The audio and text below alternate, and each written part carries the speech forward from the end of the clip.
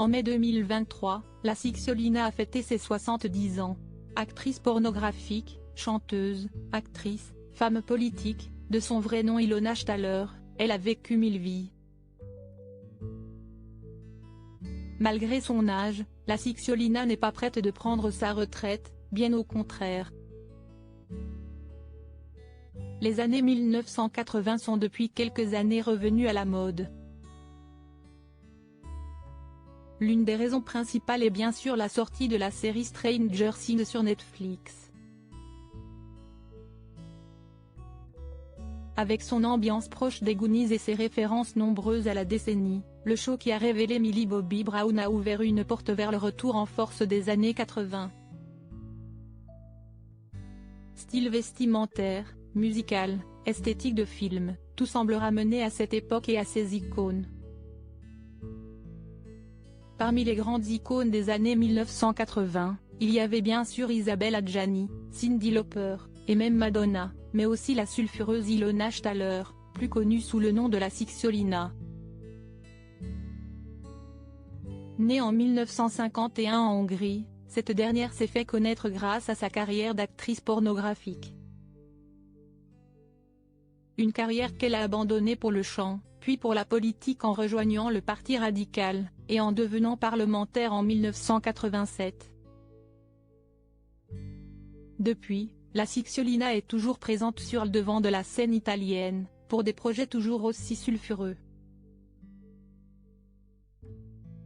Je vais devenir encore plus populaire malgré l'arrêt de sa carrière politique, la Cicciolina est toujours présente dans la vie médiatique des Italiens. En mai dernier, à l'approche de son 70e anniversaire, l'icône des années 80, s'est livrée sur sa vie actuelle dans le magazine italien Corriere di Bologna. Elle est notamment revenue sur sa carrière de mannequin qui continue grâce à sa collaboration avec la marque Desigual. J'adore cette entreprise espagnole.